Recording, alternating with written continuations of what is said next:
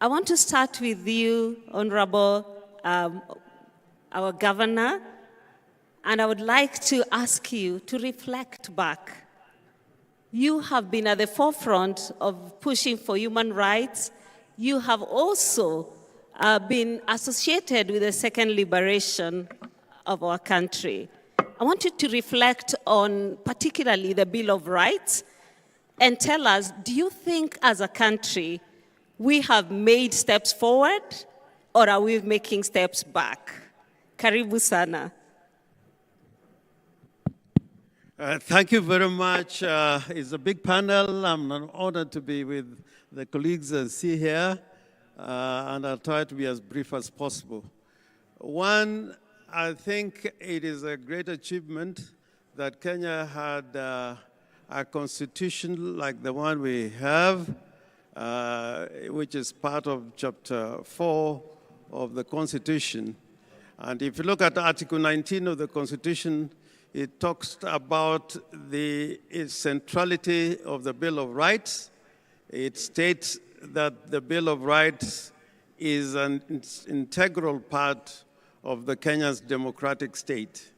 Now, without taking too much time, if you look at the main, human rights concerns and which rights are there in the Constitution, even if you look at the order in which they're spelled out in the Constitution, the right to life, the right to dignity, the right to the security of the person, the right to privacy, the right to the freedom of expression, and the right of assembly and administration. If I just take that lot of rights and examine what has happened to those rights in the last 10 years or so, I think we can generally say we are not there yet. We are constantly experiencing a situation where the state is constantly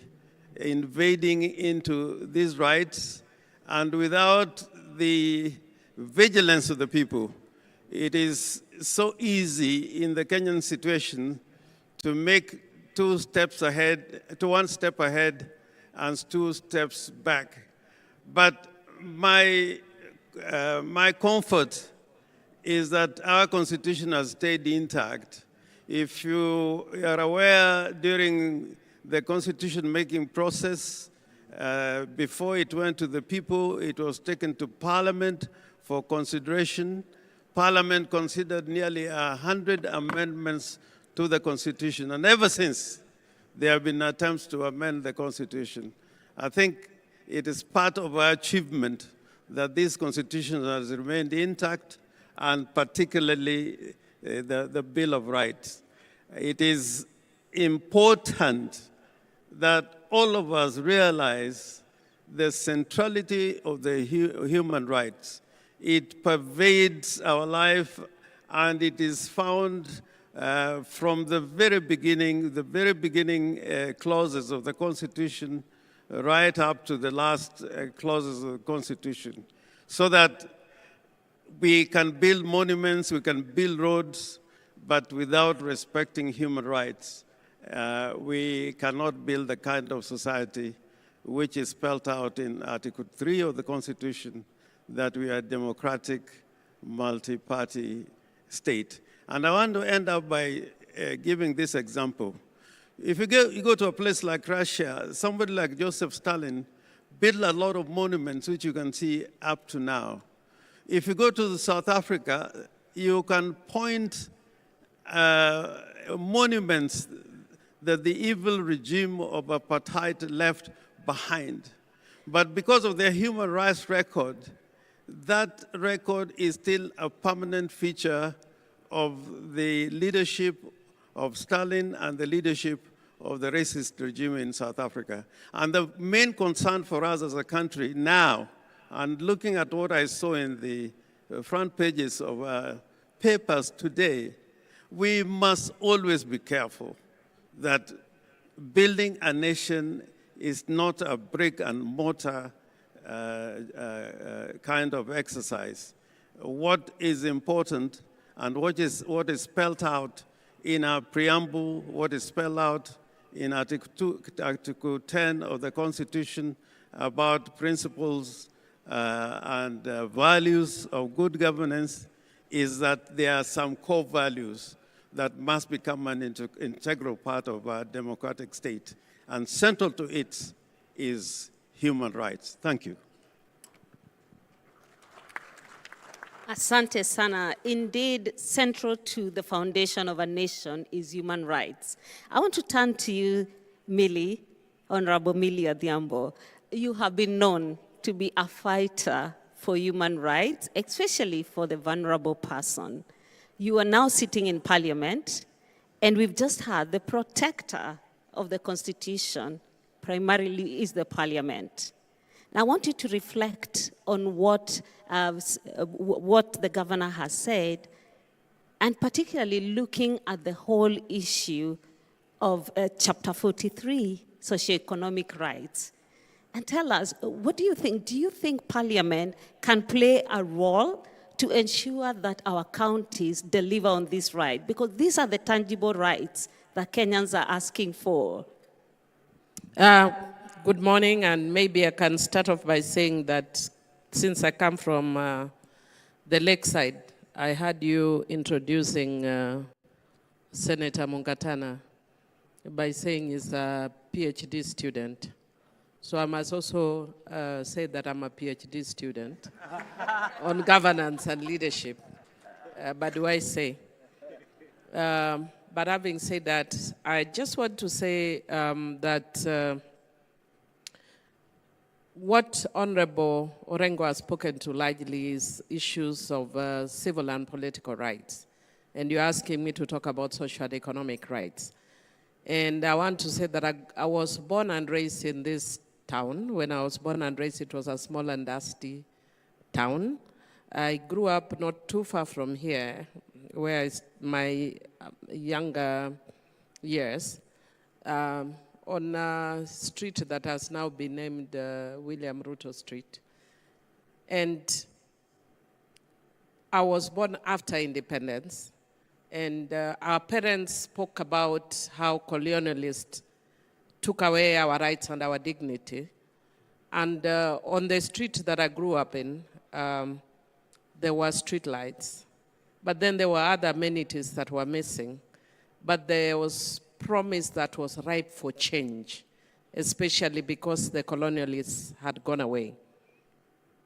But with the time, instead of us seeing positive move, we were actually regressing. And I'm a writer. So I started writing a novel called The Things We Lost with Freedom, because I thought we had got freedom and lost with freedom. And it's a paradox, because then we were fighting so hard to remove the colonialists and ended up losing in the process. And I was looking at it in contradiction with countries where the colonialists stayed longer, like South Africa and Zimbabwe. And you could see that they had progressed in certain things because of that. And I think it's an uncomfortable truth that a lot of us as Africans leaders don't want to deal with. That when we have been given our freedom, instead of using our freedom for progress, we use our freedom for regress. But I want to say that, fortunately, I have been forced to halt writing my book.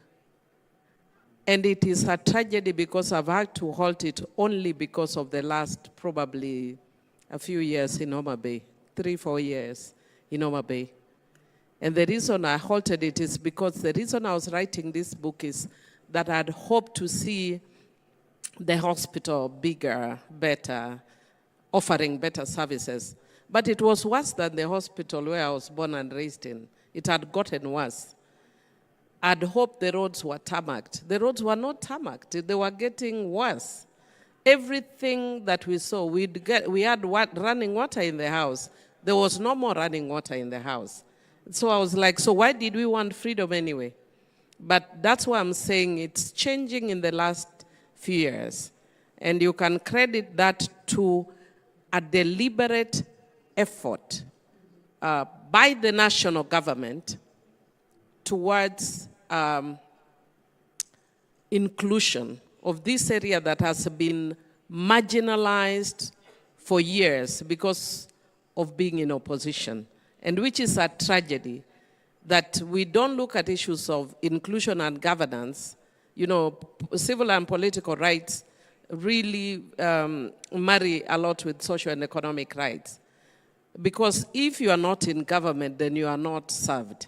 So I would actually want to challenge our government to ensure that it doesn't matter whether people are in opposition or not, include every part of the country in development.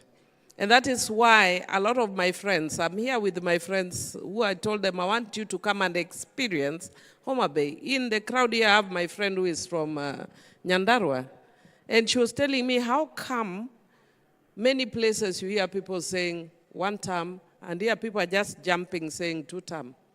And I told her, if you go around here, you are seeing the roads. All these roads in reality are new. And it shouldn't be that way. It should be that development is there, and I make my decision independent of that road based on other governance facets. So what am I saying in summary? I'm saying that with the devolution, again, we are seeing now things changing. The governor for Homa Bay told us yesterday that the county government is already doing an emergency wing a unit for Homa Bay Hospital. So that's a positive change. There are many dispensaries that are coming up in the county. That's a positive change with the devolution. So our challenge, especially as governors, is we have opportunity with the devolution for purposes of social and economic rights to change the trajectory of our own counties, to bring healthcare, to bring water, ensure there's access to water, healthcare, and services. But then, of course, again, Honorable Orengo will tell you justice delayed is justice denied. Most of us think of it in terms of civil and political rights. But in this case, the justice delayed would be how quickly do governors get money from the, the national. How quickly does the money come? And for the first time, I'm happy that, and you'll confirm to us, that the CS Treasury has said that for the first time, the money has come, all the money has come in time. Because again, even if you say that you are allocating money to governors and it comes, late, then it affects planning and delivery of service. Otherwise, what I can say as a country, that we kind of had a seesaw, but in civil and in social and economic rights, our greatest hope is with the counties working and working effectively. Thank you. Thank you. Millie, I want to push a little on that, and maybe to encourage you to finish your book as a PhD student, but I also want to